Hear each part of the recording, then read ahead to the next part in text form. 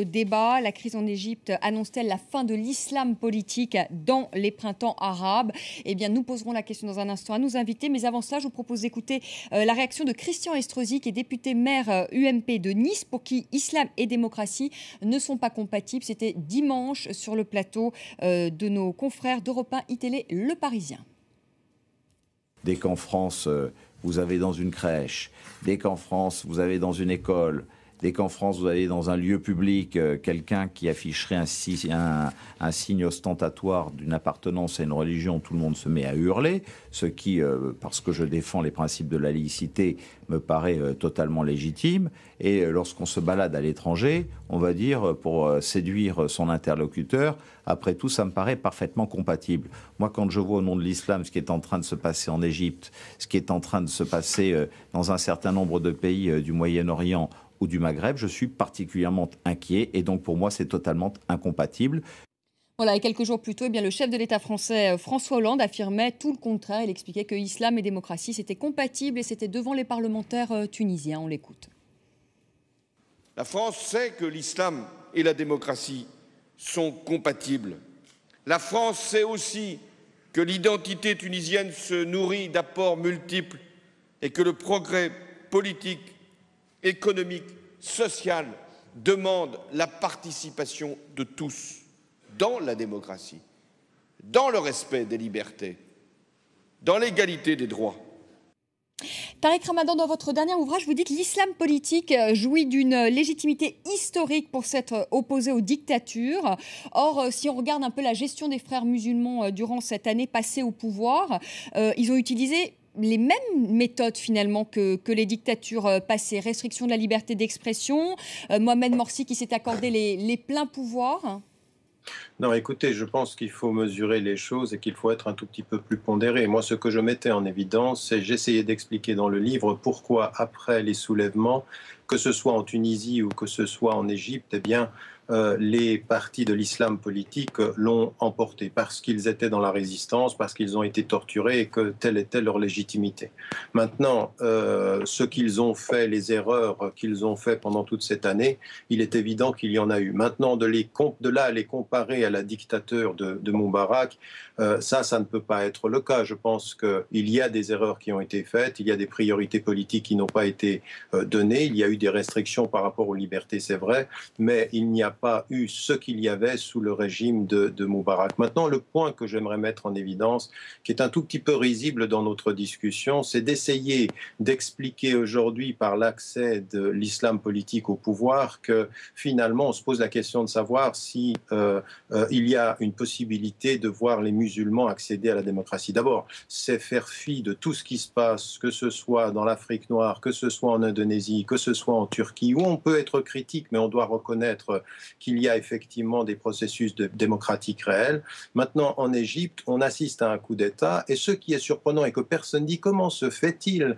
que ceci ait été su auparavant, que les États-Unis, le lendemain, quelques heures après le coup d'État, n'utilisent pas le mot de coup d'État pour se donner la possibilité de soutenir le régime. Et l'un des conseillers du Premier ministre turc avait raison de dire, la question n'est pas de savoir si les musulmans sont prêts pour la démocratie, mais si l'Occident est prêt pour la démocratie dans certains pays musulmans, parce que derrière l'armée aujourd'hui, qu'on le sache et qu'on le dise, tous les cabinets occidentaux n'ont pas utilisé le mot de coup d'État parce que finalement, ils sont dans le soutien qui est en train de se passer. Le soutien de ce qui est en train de se passer, c'est que jamais depuis 2 ans, l'armée n'est sortie du jeu politique en Égypte. Elle n'est jamais sortie. Et de voir aujourd'hui l'institution d'Al-Azhar, qui a toujours été sous le régime de Nasser d'abord, puis de Sadat, puis de Moubarak, dans le jeu du pouvoir, eh bien, qu'elle soit du côté de l'armée au moment où celle-ci parle, soi-disant pour 36 millions. On le sait aujourd'hui, l'armée a offert aux agences des médias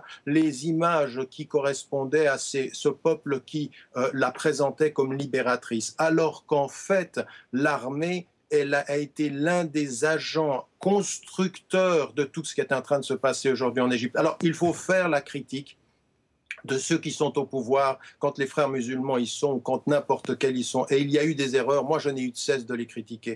Mais qu'on ne vienne pas aujourd'hui nous légitimer un coup d'État en nous laissant entendre que seul le peuple a décidé. J'aimerais poser une question. Comment se fait-il que pendant les 4 mois qui ont précédé les soulèvements, il y avait des pénuries de pétrole, il y avait des pénuries d'électricité, il y avait pénurie même de nourriture, et que tout de suite après le soulèvement, c'est-à-dire maintenant il y a 3 jours, il n'y a plus de pénurie d'électricité, comme par hasard, l'électricité serait revenue. Qui a joué ce jeu-là? Donc il faudrait de ce point de vue-là non pas mettre la critique sur la dictature de ce qu'a fait Morsi, parce que ça n'en était pas une malgré tous ses défauts. Il faut mettre aujourd'hui l'accent sur un jeu très très malsain qui s'est passé en Égypte et qui fait revenir aujourd'hui derrière la société civile l'armée comme étant l'un des principaux acteurs de l'ensemble de ce qui est en train de se passer. Mohamed Sifawi, vous vouliez réagir à ce que vient de dire Tariq Ramadan?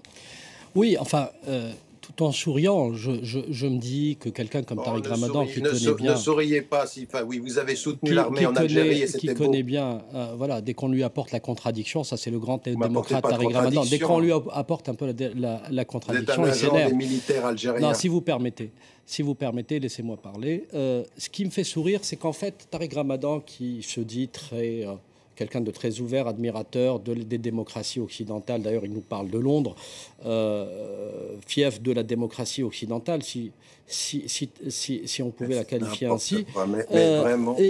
Il est quand même curieux de l'entendre trouver tous les euphémismes, toutes les simplifications pour atténuer le caractère, je dirais, autoritaire, ultra-autoritaire de Mohamed Morsi et des frères musulmans. Alors oui, Moubarak était un affreux dictateur, mais Mohamed Morsi n'est pas moins affreux dictateur que lui. Je dirais, il faut juste questionner peut-être les chrétiens d'Égypte qui ne se sont jamais sentis en danger depuis l'avènement des frères musulmans. Pourquoi? Parce que tout simplement, les frères musulmans, dans leur pensée, et malgré leur faux discours d'apparence où ils veulent apparaître comme ça, comme des gens sympathiques et fréquentables, comme le fait parfois M. Ramadan, ils ont une détestation profonde pour la différence en réalité, et surtout la différence culturelle. Si vous n'avez pas les mêmes croyances, même lorsque vous êtes musulman, lorsque vous n'avez pas la même philosophie, lorsque vous n'avez pas la même approche, lorsque vous n'avez pas la même pensée, vous êtes dénigré, vous êtes stigmatisé, vous êtes mis au banc de la société. Et ça, je pense que oui, c'est un coup d'État militaire opéré par l'armée égyptienne. Mais c'est un coup d'État militaire qui, on le voit, Place Tahrir depuis plusieurs jours, est soutenu par la population égyptienne. Mais on voit aussi Mohamed Sifawi, on voit aussi à Nasser City, pardonnez-moi, on voit aussi des images à Nasser City, aussi des dizaines de milliers de partisans de Mohamed Morsi. Qu'est-ce que je vous disais tout à l'heure? Les régimes comme le régime égyptien, avec sa culture, je dirais, dictatoriale, avait tout intérêt à créer ce système bicéphale où le peuple, finalement, a le choix entre ces islamistes intolérants et cette armée autoritaire. Donc, est-ce qu'aujourd'hui, la question qui se pose, est-ce qu'on va cesser de prendre en otage les musulmans et la religion musulmane et laisser finalement ces populations et ces sociétés s'affranchir des dogmes moyenâgeux pour aller vers une vision beaucoup plus moderniste des choses. Je vais donner la parole, Tariq Ramadan, pour aller vers une vision, pour aller vers une oui, parce que ce qui est ennuyeux avec Tariq Ramadan, c'est qu'il aime parler, mais il aime couper. Non, mais je vais finir, je vais laisser la parole. Ce qui est ennuyeux dans cette histoire, c'est qu'à chaque fois, les tenants des thèses des frères musulmans aiment je dirais, prendre la posture de la victime. Ils sont toujours victimes, même lorsqu'ils sont coupables de quelque chose. Mais aujourd'hui, ce que fait l'armée les met de toute façon dans une position de victime. Donc peut-être que la stratégie n'est pas très bonne non plus. Je vous ai dit que c'était un coup d'État militaire. Mahmoud Azab, il veut réagir en direct du Caire. Ensuite, je donne la parole. Mais tout le monde est très long ce soir. Yamin El-Soum. Je voudrais savoir, Mahmoud Azab, je voudrais savoir, est-ce que pour vous, islam, politique et démocratie, si on veut revenir quand même, recentrer le débat, est-ce que c'est compatible ? Et vous savez, madame, l'islam pluraliste qu'on connaît, l'islam progressiste qu'on connaît à travers sa civilisation est tout à fait compatible avec la démocratie et avec la liberté, numéro 1. L'islam politique, c'est autre chose. S'il est prêt de comprendre, de revoir les périodes où l'islam est arrivé à son apogée de civilisation, elle pouvait se comporter autrement. Numéro 3, ceux qui ont voté pour M. Morsi, ils voulaient fuir le reste de Moubarak et tout le monde était consolé tout de suite après sa nomination ou son arrivée au pouvoir. Mais je répète, on entendait des signes rassurants et le peuple n'a pas très bien vu. Monsieur Tariq Ramadan a le droit, bien sûr, de défendre l'islam politique et on a le droit de voir autrement les choses. Vous défendez les militaires. Oui, voilà monsieur. Oui, monsieur, s'il vous plaît. Vous défendez les militaires. Vous êtes un défenseur des militaires. Madame, je n'ai coupé personne. Madame, je n'ai coupé personne. Je n'ai coupé personne. C'est à vous, voilà. C'est à vous. Donc, d'accord, c'est une expérience, mais les frères musulmans ou tout parti politique peuvent revenir participer dans la première essai, la première leçon de démocratie qui est toute récente en Égypte. Ils peuvent revenir une fois qu'on s'installe, que l'Égypte retrouve sa place toujours civile, démocrate, comme un siècle reconnu par tout le monde. Avec le début de la démocratie, on peut aller s'entendre, voir, dialoguer, participer, mais personne ne peut prétendre qu'elle a la vérité absolue entièrement et qu'elle exclut les autres. On veut exclure personne. Les Coptes en Égypte aussi sont maintenant présents dans la rue. Ils participent dans le peuple égyptien parce que la religion, ni la musulmane, ni la chrétienne, ne peut pas remplacer la patrie. Ils ne sont pas contradictoires. La citoyenneté qui était reconnue en Égypte depuis des siècles doit retrouver sa place. Tout le monde est appelé à participer. On n'a pas peur. On va vivre ensemble, frères musulmans et autres. Ils doivent venir participer. Autrement, la jeunesse, surtout les jeunes des frères musulmans, ne sont pas tous d'accord avec cette expérience. Ils veulent revenir avec leurs amis de Tamarroud pour participer dans une nouvelle Égypte libre et démocrate autrement, sans fanatisme, sans extrémisme, sans rien. Yamin Alsoum, Mohamed Sifawi disait tout à l'heure que finalement le religieux devait sortir du champ politique, si je vous ai bien entendu. Mais il y a des modèles où ça fonctionne. Il y a le modèle turc quand même, où islam finalement et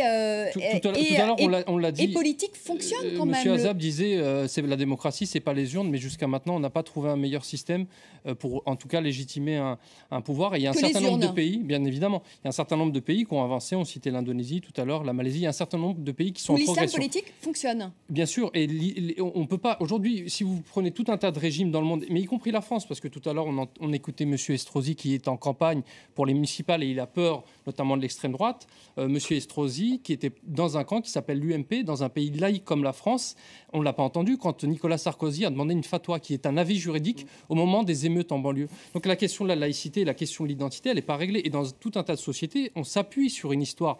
N'importe quel pays, on va prendre l'exemple du Brésil, on peut pas... les présidents ne peuvent pas se passer du poids de l'Église. C'est comme ça, il y a une histoire. Maintenant, la question qui se pose effectivement pour les mouvements qui se réclament de l'islam politique, c'est le respect d'un certain nombre de libertés individuelles, le respect de la liberté de la presse, de l'opinion, etc., des principes démocratiques. Et donc c'est compatible. Mais là, la question, le cœur du débat, c'est l'armée. 30% de l'économie est tenue.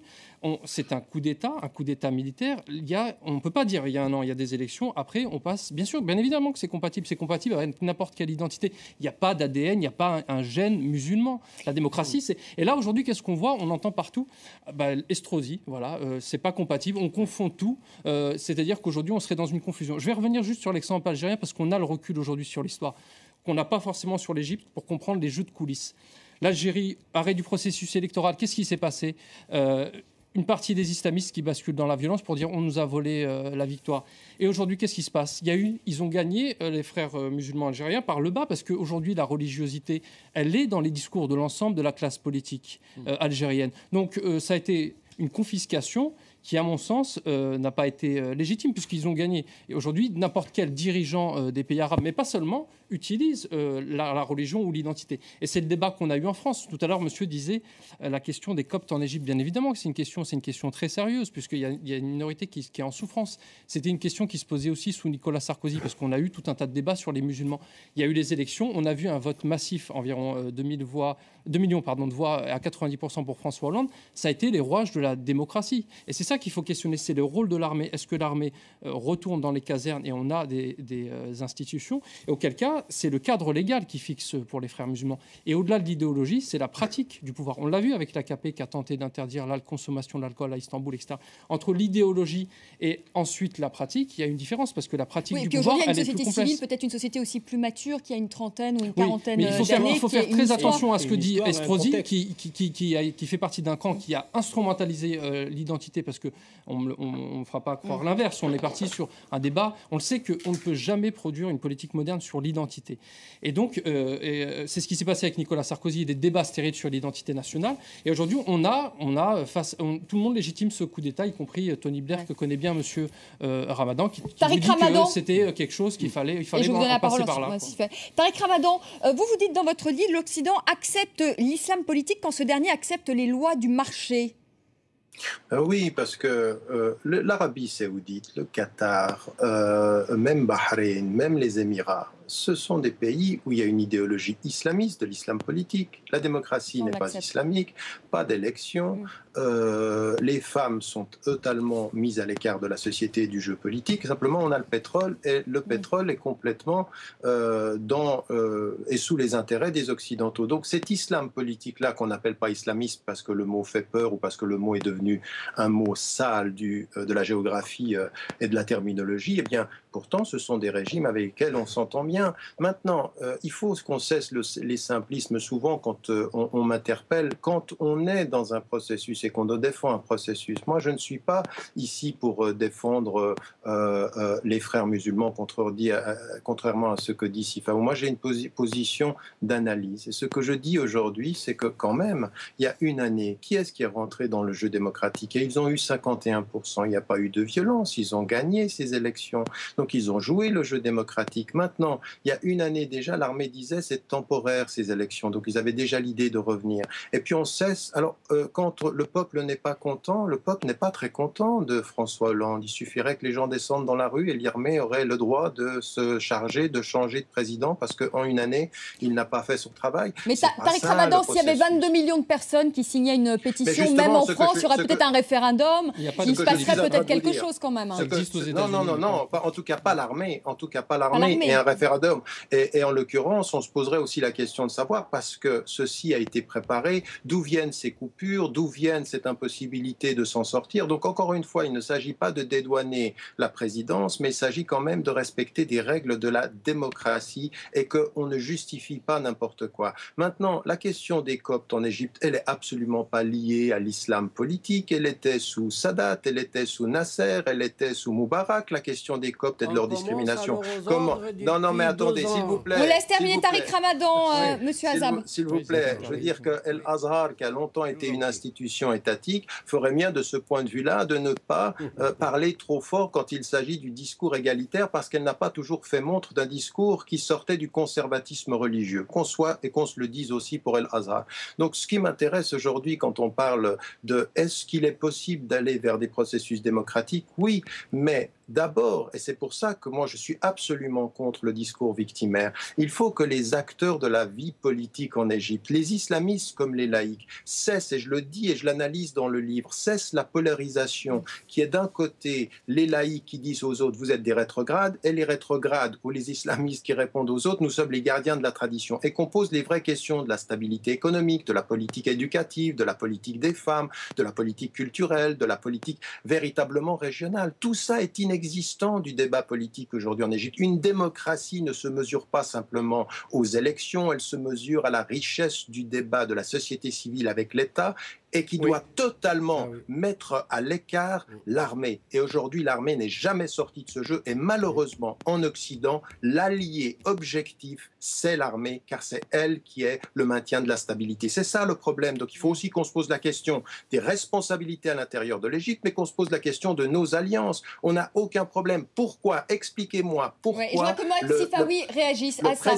pourquoi le président américain ne parle pas d'un coup d'État? Parce que sa constitution Constitution l'empêcherait de soutenir ce qui vient de se passer. L'armée à qui il donne 1,5 milliard de dollars par année. Qu'on se le dise, ça fait 50 ans qu'ils aident l'armée et tout à coup ils deviendraient des amoureux de la démocratie en Égypte. Ce serait quand même une révolution intellectuelle aux États-Unis qu'on attend de voir. Mohamed Sifawi, très rapidement pour clore ce débat, pour réagir à ce que disait Tariq Ramadan sur le fait que l'Occident accepte l'islam politique quand ce dernier accepte les lois du marché. On voit notamment notre alliance, par exemple, avec l'Arabie Saoudite.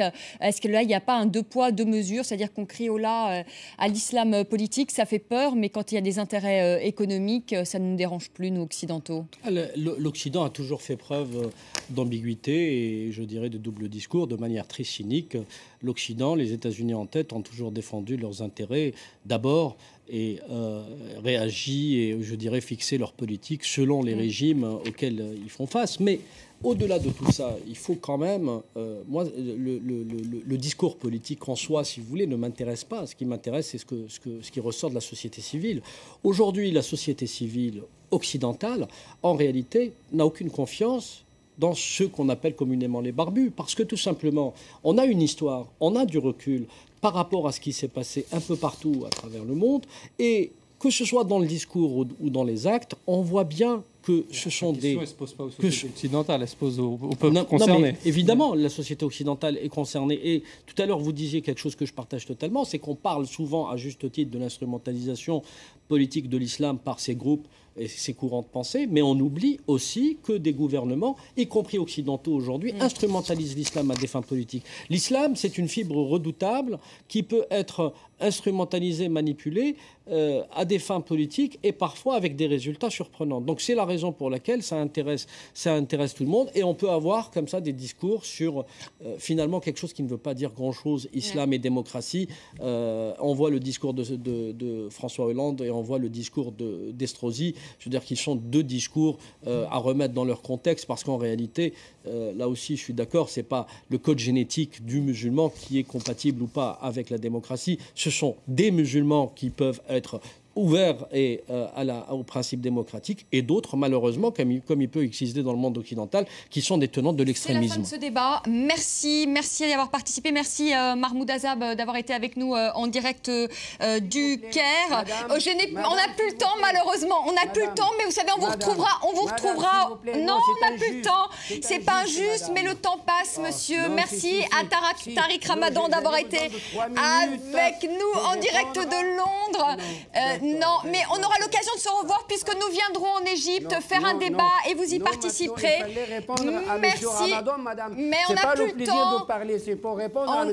On n'a plus le temps, monsieur Azab. Désolé. Merci Tariq Ramadan. C'est pas injuste. C'est malheureusement il nous manque du temps et c'est un débat qui aurait pu durer plus longtemps. Merci à tous les deux également d'avoir participé à ce débat sur ce plateau. Et on rejoint tout de suite Karim pour un œil sur les médias. On a pris un peu de retard. Et on va revenir sur les propos de Christian Estrosi. Islam et démocratie ne sont absolument pas compatibles. Alors, évidemment, ils sont très commentés du côté des médias français, mais beaucoup s'accordent à dire que finalement, c'est beaucoup plus quelque chose de l'ordre de la politique intérieure que de la géopolitique, parce qu'il y a un contexte politique et un contexte électoral. C'est d'ailleurs l'ensemble des réactions sur les réseaux sociaux qui le montrent. Alors évidemment, c'est plutôt des réactions à gauche, celle de Karim Zeribi qui critique Estrosi, pauvre Estrosi, prêt à tout pour capter les voix du Front National, la chasse aux Roms, l'islam. C'est vrai qu'il avait fait un tir groupé, Estrosi, en parlant et des Roms et des musulmans. On met tout ça dans le même sac. Et puis cette réaction du journaliste Samuel Laurent qui nous explique que les municipales arrivent. Estrosi, après avoir joué